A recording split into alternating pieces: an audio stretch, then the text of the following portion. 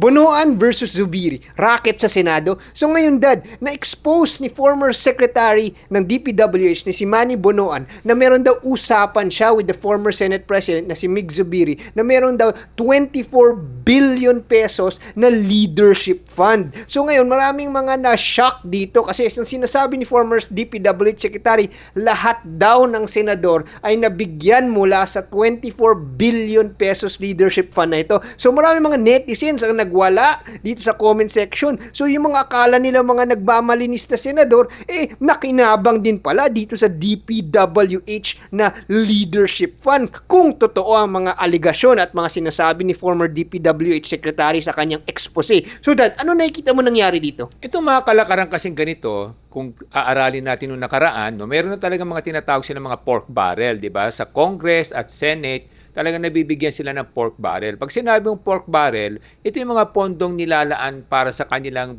mga budgets o sa mga projects nila na gusto nilang ipatupad. No? So for example, pag sinabi nilang merong 500 million pesos na leadership fund from the DPWH, ibig sabihin, pwede silang magturo ng mga proyekto na gusto nilang ipagawa, doon kukunin yung pondo, di ba? Kaya lang, kaya minsan nahaluan to ng mali siya kasi nga, ito yung nagiging kumbaga, sanhi ng kumbaga tinatawag natin korupsyon, di ba? Kasi nga dahil sila'y merong kapangyarihan o merong authorization o parang ginagalang, no? Unwritten rule kasi yan eh. Pag sinabi mo kasing pork barrel fund, binago na nila, ginawang PDAP, Priority Development Assistance Fund, tapos ngayon naman leadership fund, no? So ibig sabihin yan, pwedeng ikaw magpagawa ng project kung saan mo gusto yung paggawa. Kung gusto mong paggawa ng tulay sa Tawi-Tawi, gusto mong paggawa ng kalsada sa halimbawa sa Holo, o sa Apari o kung saan man, nasa sayo, ikaw yung magsasabi kung saan mo gusto gawin yung proyekto. Kung may mga lumalapit sa mga, let's say, mga mayor o mga barangay leaders na gusto magpagawa ng kung ano mga project, irigasyon, let's say, farm to market roads, doon kinukuha yon doon sa leadership fund na yun. Ngayon, dahil ang nagiging nagkakaroon lang ng maling pag-iisip dito kasi nga, pagka sinabi mong leadership fund na ganyan, parang nakalaan doon sa senador o sa kung saan niya gagamitin yung proyekto, kadalasan, pinagbibigyan din nila yung senador kung sino yung gusto niyang kontratista. Kumbaga normally may binabanggang contractor diyan, no?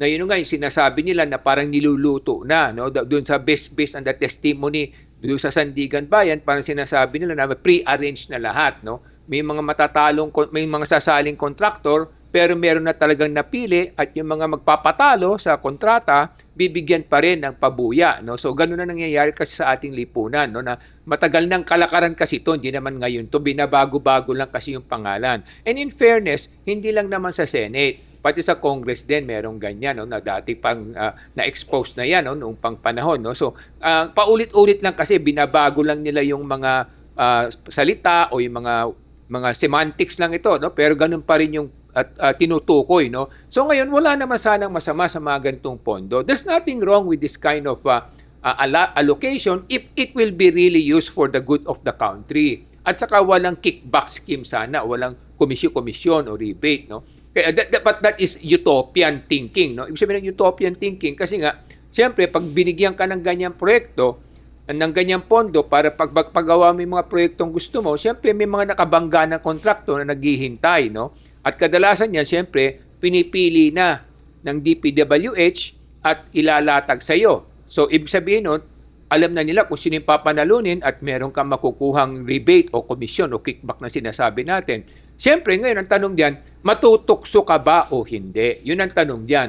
First, no? So, kung pwede mong sabihin na, hindi, gusto kong gawin yung tamang proyekto, nasa tama sa pondo, ayaw kong may overpricing, gusto ko talagang ibid yan at gusto kong yung mananalo kung kahit na sino, basta pinakamababang presyo na maganda naman yung quality na pasok dun sa criteria ng project, no? So para makatipid yung gobyerno at matipid ko pa iba, magamit ko pa sa ibang proyekto para mas marami akong magawa. Kung ganun sana yung mindset, wala namang masama doon, no? Kasi at least mas maraming matutulungan na kababayan natin at saka mga lipunan na malalayong lugar kung sila may gustong tulungan. Pero kaya lang hindi nga yan yung totoong nangyayari, di ba? Ang talagang nangyayari is may nakalatag na at may iaalok sa iyo. Ngayon, kung hindi mo tatanggapin, kukunin ng mga ibang opisyales na naglatag noon at na lumuto nung kontratang yon o nung deal na yun. Yun ang kasing kalakaran na hindi maganda na yun ang nasimulan sa bayan natin na matagal na to, sinauna po to nangyayari na, no? In fairness, even Even during the earlier days, even before martial law, during the 60s and 70s, ito mga gantong chismis na kalakaran, nangyayari na talaga. Kaya nga napakasakit dahil nga laging ginagawa yung mga project pero meron ng patong yun. No? So this is not just an issue today, but this has been a generational issue since ever since the 1960s na nangyayari sa ating bayan. Ngayon, Dad, ang inisip ng mga netizens, ang 24 billion peso na leadership fund na to, ibig sabihin na bawat senador may 1 billion peso fund. Pero according to former Secretary Manny Bonoan, sinasabi nga niya na actually paiba-iba yung budget depende sa senador. So, yung baseline daw is every senator, meron daw silang minimum of 500 million peso na leadership allocation. Pero kung may mga committee head ka, or Senate President ka or Senate Pro Tempore, minsan pwedeng 1 billion, pwedeng 1.5 billion pesos sa magiging leadership fund. Now, in-explain naman ni former Secretary Manny Bonoan kung bakit daw ginawa itong leadership fund. Kasi supposedly daw, Dad, ang sinasabi ni Bonoan is before daw sila gumawa ng leadership fund, yung Congress at Senate daw, parang sinaslash daw nila ang budget ng DPWH. Pinapaliit nila yung budget para sa mga core project daw ng DPWH kasi ang gusto daw ng Senate and ng Congress is magkaroon sila ng malaking budget daw para sa mga last-minute budget insertions na projects nila. So, parang ganun rin actually yung gusto ng Senate and Congress daw, sabi ni Bonoan, na babawasan nila yung budget ng DPWH para meron silang budget para sa kanilang mga last-minute project daw. So, kaya sabi ni Bonoan na napilitan daw sila na gumawa ng leadership fund para parang sinasabi niya sa Senate at Congress na ito yung magiging budget para sa inyo, wag mo na bawasan ng DPWH. Kaya daw nagawa yung fund na to. Ngayon, Dad, maraming mga netizens nagtatanong, parang tama ba yun either way na sa isang method naman is parang pinapabawasan nila yung budget ng DPWH para madagdagan yung budget nila para sa mga last-minute insertions nila. Pero ngayon, binibigay naman ng DPWH isang malaking budget ahead of time para kung parang binibigay nila, na ito, sige, mangurakot na lang kayo or parang we'll close our eyes na lang kung totoong proyekto ba yan o hindi, basta yan yung budget nyo doon.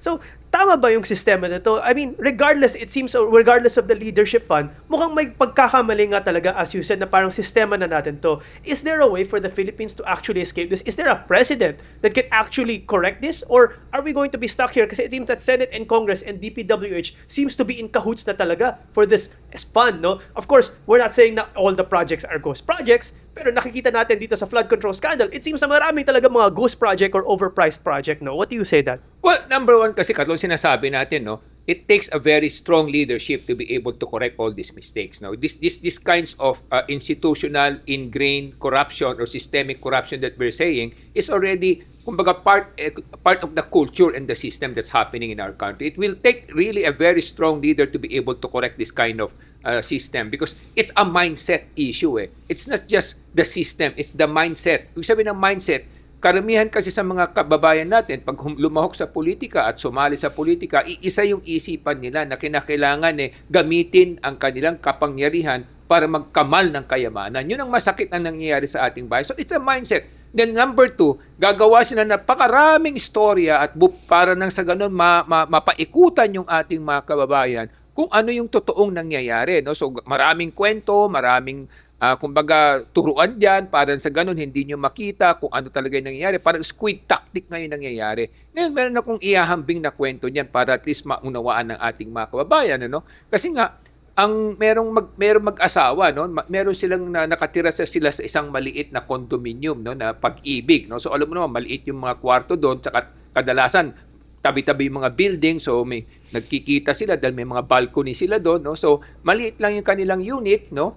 At meron lang silang balcony na maliit din, no. Tapos iisa yung kwarto nila at maliit pa yung kanilang sala. So meron silang isang anak na 8 taong gulang, no, na pangalan si Pepe. So ngayon, itong mag-asawa, kung gusto nila magtalik, ang gagawin nila, isasara nila yung pintuan, tapos sasabihin nila kay Pepe, tumayo ka dyan sa balcony, at kunyari, mag-practice ka na maging radio announcer o news reporter, no? Para nang sa ganun, sasabihin mo sa amin, makikinig kami habang inaayos namin ng nanay mo yung kwarto namin, no? So, yung kwarto natin, no? So, ang gagawin ng bata, tatayo sa balcony, tapos nakasara yung pintuan nila, pero dahil malipis lang yung pintuan, yung dingding nila, yung wall nila, naririnig kung ano yung mga usapan, o sasabihin ng tatay, o sige, sabihin mo na sa amin, anak, habang nag-aayos kami ng kwarto, kung ano yung nakikita mo sa labas, no?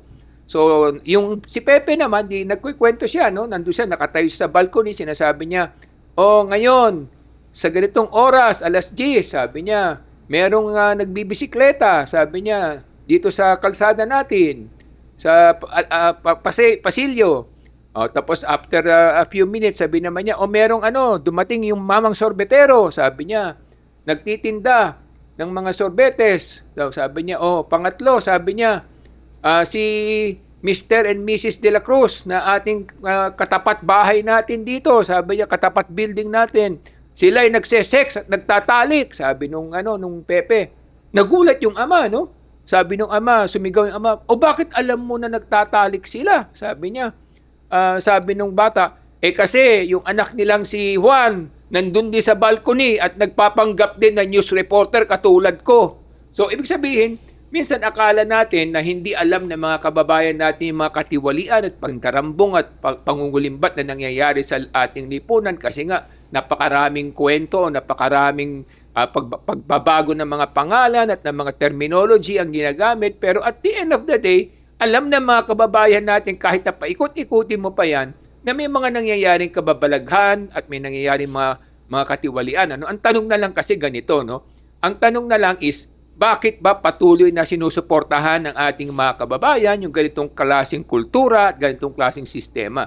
Dahil nga nagkaroon na tayo ng tinatawag nating mendicant mentality. No? Sabihin yung nasanay tayo na basta may makuha tayo, may ayuda tayong makuha, may pabor tayong makuha, okay na yan, bahala na. Total, pare-pareho naman mangungulimbat lahat yan. So, yung mentality kasi nagiging problema sa bayan natin. So ngayon naman, Dad, marami mga nag-argue sa online na parang bakit ganito sa Pilipinas, bakit ang dami mga usapang mga insertions, basically pag pinag-uusapan ng insertions ng mga bagong proyekto, syempre ngayon nagdududa na ang mga tao kasi yung mga ni-reveal yung mga sa Senate hearing na lahat ng mga pinag-uusapan doon ng mga insertions pwede maging ghost project, pwede maging substandard project. Parang sinabi nung isang nung mga taga DPWH sa Bulacan na may isang senador na humingi sa kanya ng mas malaking porsyento kasi kailangan daw yung pondo sa kanyang kampanya. So, nagbigay naman sila mas malaking porsyento pero ang kapalit, hindi na nila ginawa yung project kasi syempre sa laki ng porsyento, wala nang matitira kung gagawin pa talaga yung project. So, yung nangyayari is wala ng project na naging ghost or yung iba substandard. So, ngayon, marami nagsasabi na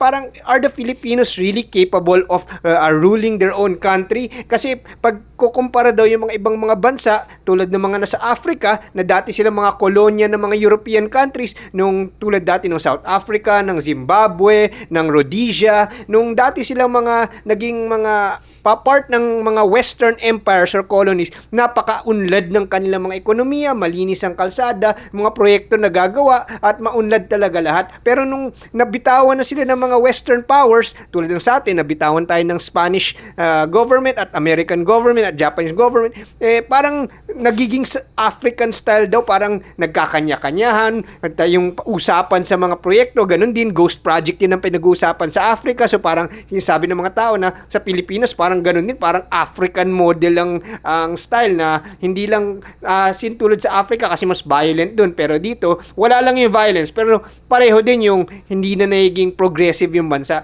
So, tama ba yung sinasabi ng ibang netizens na dapat magpasailalim na lang ang Pilipinas sa Amerika o sa Japan? Anong tingin mo dun, Dad? Well, kasi nga katulad sinasabi natin yung mindset at kultura ng ating mga kababayan, dapat kasi yun ang issue dito di ba? Yung corruption talaga kahit naman saan meron namang corruption in fairness to all other countries, no? Kahit naman sa Amerika meron corruption, kahit naman sa Europa meron din corruption. Ang pagkakaiba lang kasi yung mindset ng mga kababayan natin. Sa mga bansang yung kasi medyo proactive yung mga citizen nila, yung mga mamamayan. Ibig sabihin, mas marami sa kanila makikipaglaban at mag-e-expose ng mga ganitong skandal at hindi papayag. Sa atin kasi parang mas marami yung tumatanggap sa ganito, tumatangkilik sa ganitong klaseng sistema. No? So kumbaga yung kultura kasi na dapat mabago, yung mindset nga sinasabi natin. Corruption will always be an issue wherever you go. Siguro mahina lang o pinakakaunting corruption na sa Singapore. Pero bagamat Singapore napakahigpit na, nakita natin, meron pa rin mga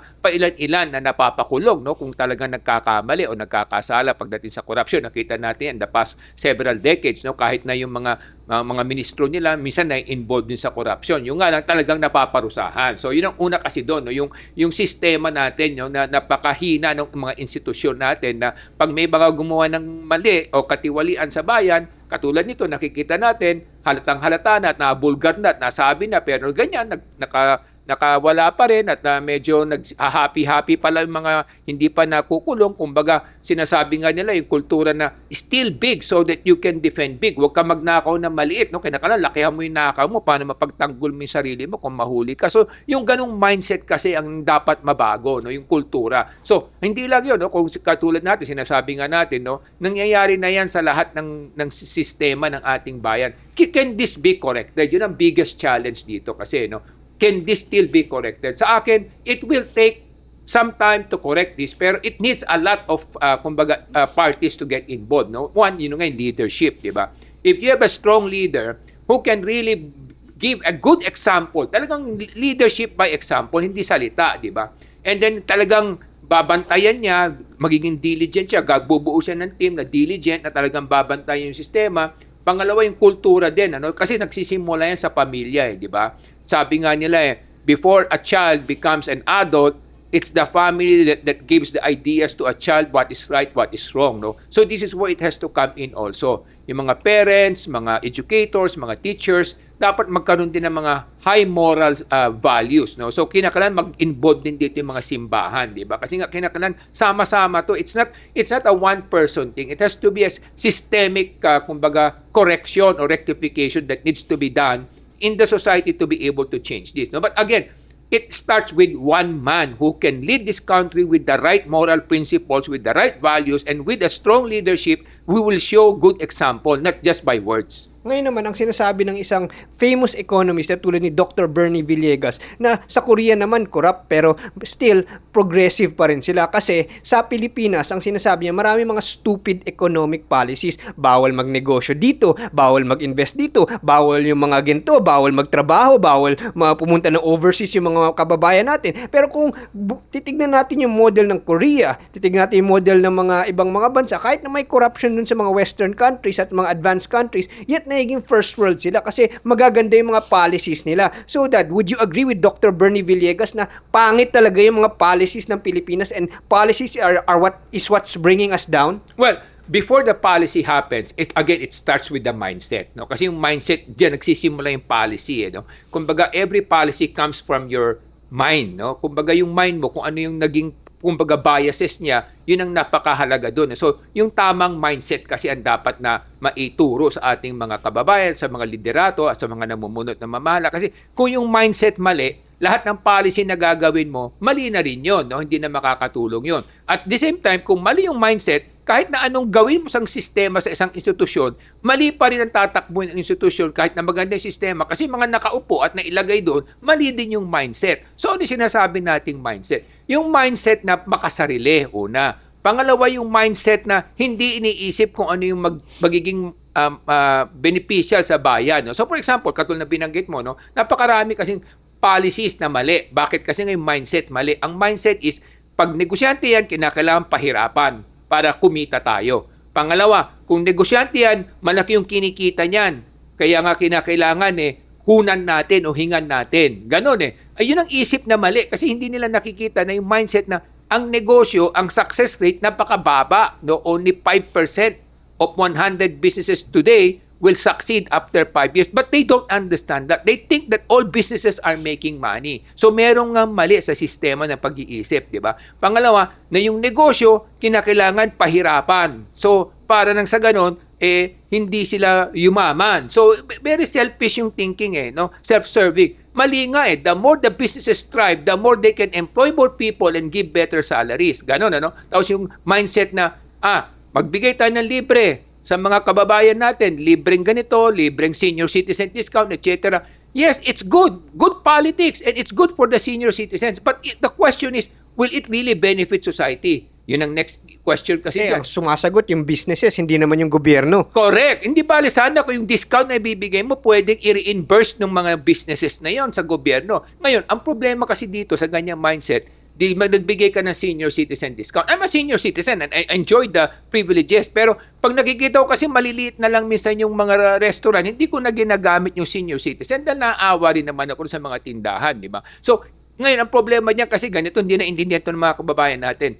Yung mga senior citizens discount na yun, sino nagbabayad nun? Pinapatong din ng mga establishment doon sa mga presyo nila. Para sa ganun, ibabayaran din ng mga below seniors yung mga kinakain ninyo na may discount kasi nga doon din nila ibabawiin yon. Yun ang nagiging problema, yung mindset. Another mindset yung bang pinahihirapan instead na paluluwagin, pinahihirapan katulad na banggit mo sa pagtatayo ng negosyo, gusto mo magtayo ng power generation, ay napakahaba, napakahirap ng proseso. So gusto mo nang mag-invest, mga muhunan, pahihirapan ka pa. Gusto mo makipag-PPP sa mga gobyerno natin. Dati maluwag, ngayon sinikipan pa, lalo pang sinikipan. Kaya nga lalo naghihirap yung economic activity natin at lalong humihina. Kasi dati maluwag. Sinikipan mo, di ngayon halos wala ng PPP na nangyayari, no? Mga joint venture ng gobyerno, mga local government. Dati napakarami kaya umuusbong yung economic activity. Ngayon nawala na rin, di ba? Pangatlo, yung sinasabi natin, yung mga empleyado na gusto mag-abroad, mag-overseas, manakos ang damukal na proseso ang dadaanan mo. Taabutin ka ng 6 na buwan bago ka makaalis. Samantalang sa ibang bayan, kaagad-agad pinapaalis ka na, no? Kaya nga marami sila mga perang pumapasok din, no? Samantalang sa Singapore, 2 weeks nga lang. Singapore naman, baliktad kasi.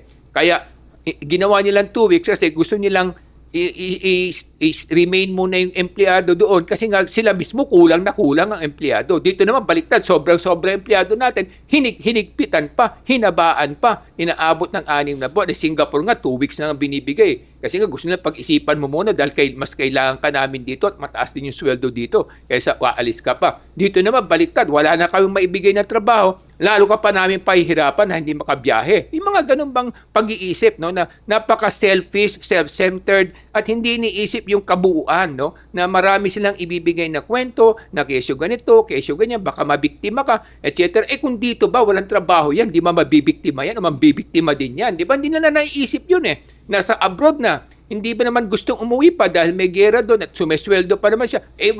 Kinukumbinsi mo pa na i-repatriate mo dito, gagastos pa gobyerno para pabalikin ka samantalang meron ka namang kinikita doon, ayaw mo na umuwi. Hindi naman porque pag umuwi ka dito, di ka rin madidisgrasya. Dami rin kabulastugan nangyayari dito, dami rin krimen nangyayari. So, yung mindset kasi mali. Yung mindset na masyadong self-serving, self-centered, and very selfish, di ba? So, yun ang problema. Pero, hindi na nakikita yung reverse selfishness sana dito. Anong ibig sabihin reverse selfishness?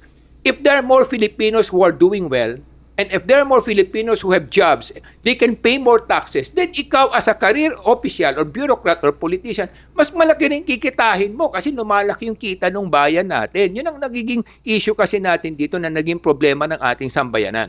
Ngayon, Dad, sa nasabi mo is mindset dapat yung palitan. Pero do you think na all of our government officials and all of our Filipinos actually dapat i-educate pa? Kasi for example, if for our government officials, kung tinuruan lang natin sila ng basic economics, yung laws of supply and demand, siguro mas alam nila kung paano i-solve ang price problem dito sa Pilipinas. Kasi marami sa mga ating government officials, ang iniisip nila para mas kaya ng Pilipino ang bilihin sa Pilipinas, dapat itaas ang wages. Pero sa basic economics pa lang, yung law of supply and demand. Kung kulang ang supply ng bigas o pagkain o gasolina, syempre tataas yun. Pero kung andun yung demand, tapos magdadagdag ka lang ng pera sa ating lipunan, hindi naman yun ibig sabihin na bababa ang presyo ng mga bilihin, di ba? In fact, tataas pa nga ang presyo ng bilihin kasi ngayon yung sahod ng mga negosyo, mas tataas pa. Mas maraming masasaktan na maliit na negosyo. So kung may basic economic knowledge lang ang ating mga government officials, di ba makikita nila na yung problema, kulang ang bigas, kulang ang farmers, kulang ang supplies na to. So paano natin palaguin yun? Paano natin padagdagin yun?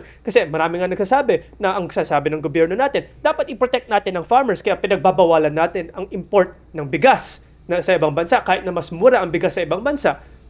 Pero ang nagiging problema nga, pinapahirapan naman ng gobyerno ang mga malalaking korporasyon na maging farmers. Kasi sabi lang, mga maliliit ang na farmers ang pwede. Bawal ang mga malaking farmers. And nangyayari sa maliliit na farmers, hindi nila kaya yung farm nila. Kaya mas binibenta na lang nila katulad sa mga Villarland, kasi sasabi nila, hindi ko naman kaya maging farmer, nahirapan na ako kasi ang hirap na ang mahal ng presyo ng fertilizer. Kasi yung fertilizer nga, kulang rin ng supply dahil may mga monopoly or oligopoly na nagko-control niyan na pinapayagan ng gobyerno. So ang gobyerno, parang gusto niya na okay lang pahirapan, pero sinasabi niya na gusto niyang tulungan, di ba?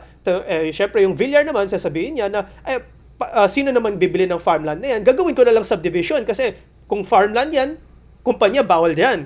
Pero kung gagawin kong subdivision, pwede pala. So parang mas nasasaktan ng Pilipinas, and over time, parang mas mamamatay ang Pilipinas kung ang solution lang ng gobyerno is yung mga easy solutions na bigay natin ng discount ang mga senior citizen, i-ban natin ang foreign rice, i-control natin ang fertilizer, pahirapan natin ang mga negosyante, pahirapan natin ang farming, pero wag protektahan natin ang farmer. Anong masasabi mo dito? Kung education lang ba ang madadagdag natin sa ating mga government officials and Filipinos, mas magiging forward-thinking ba ang mga Pilipinas? What do you think, Dad? Well, the mindset kasi includes yung attitude na sinasabi natin, di ba? The attitude of the person. It reflects on the mindset of the person. Kasi, di ba? Yung attitude kasi, ibig sabihin yung sinasabi ko nga, self-centeredness, selfishness, di ba? Ibig sabihin ng when you say self-centered, kasi yung self-centeredness, ibig sabihin basta pogi ako, wala akong pakialam kung masaktan yung iba. Basta maganda yung dating ko sa tao, wala akong pakialam kung ano ang inyong kahinatnan o inyong mararatnan, no? So yun ang problema kasi, for example, let's give examples, no?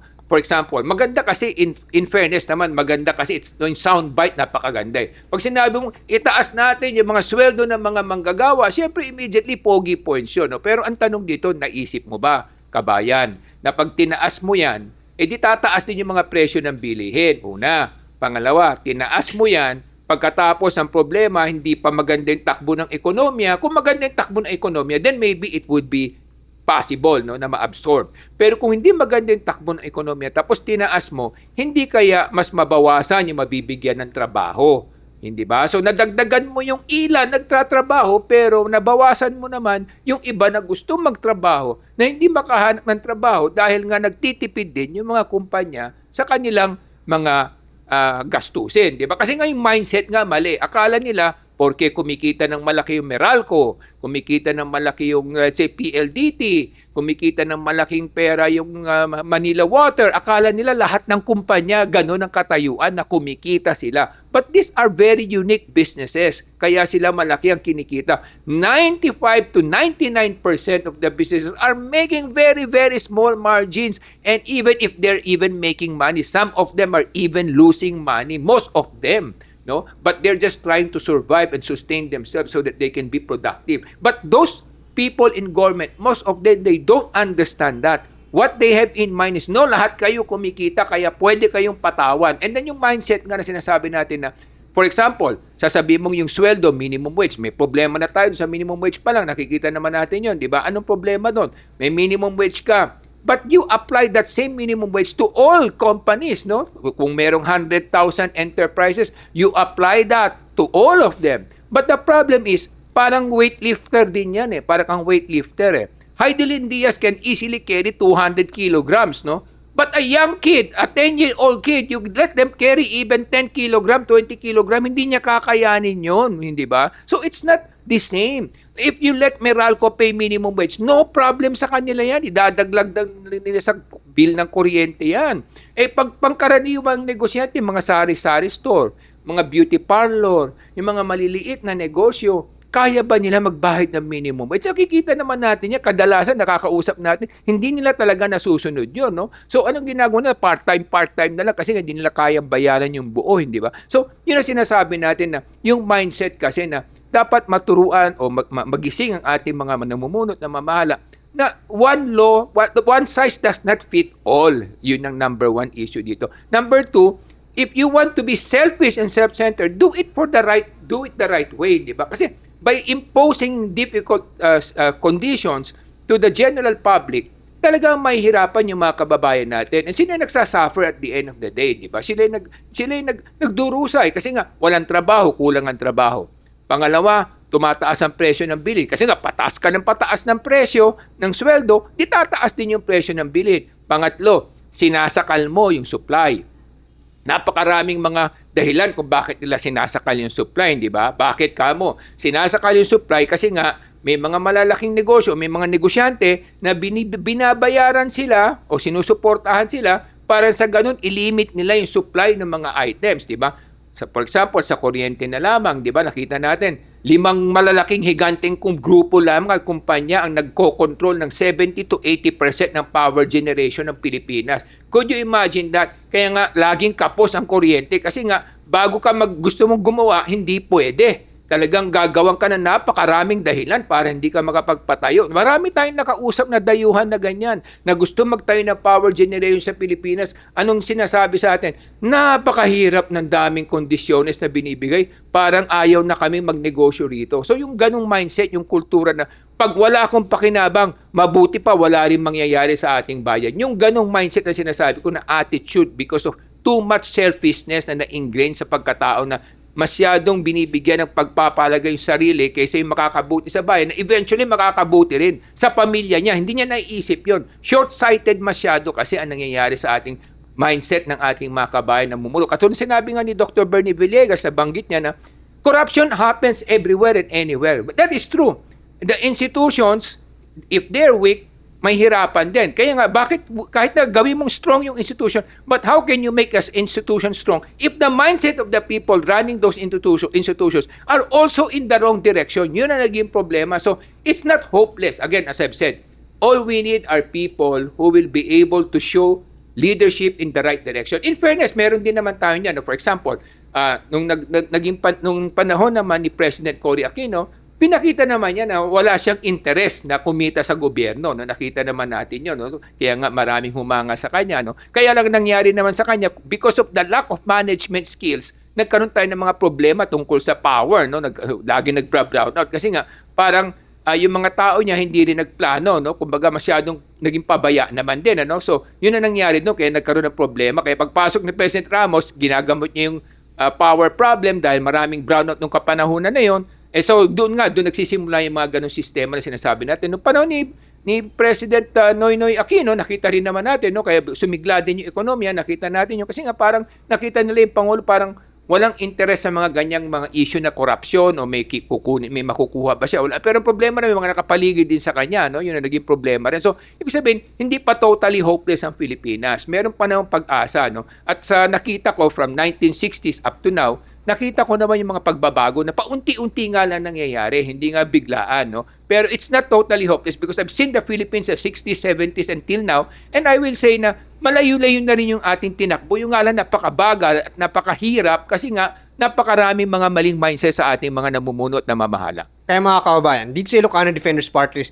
ine-espouse namin education. Kasi pag edukado ang publiko, malalaman nyo kung sino yung mga tamang mga liderato ang dapat natin pinipili mula mga policy makers, congressman, senator, governor, presidente, vice-presidente at mga mayor. Kasi sila ang mga talagang gumagawa ng future ng ating bayan. Pero para makapili tayo ng tama, kailangan edukado ang publiko. Para sa edukasyon, ako si Morgan Sain, yung coach ng bayan. Mga kababayan, ang layunin ng Ilocano Defenders Party List ay taas ang antas ng edukasyon para sa bawat Pilipino. Para lahat ng Pilipino, mas alam nila kung sino ang dapat natin ihalal o ipasok sa ating gobyerno na tapat talaga ang puso para sa kinabukasan ng bawat Pilipino. Ako po ay si Solomon Say, ang inyong kuya ng bayan. Kaalaman at karunungan para sa ating mga kabataan, kabuhayan para sa ating mga mamayan, kasaganaan para sa ating sambayanan. Yan po ang aming sinusulong, yan po ang aming pinaglalaban, at yan po ang nais namin at hangarin namin para sa ating sambayanan. Ako po si Michael Say, yung dad ng bayan.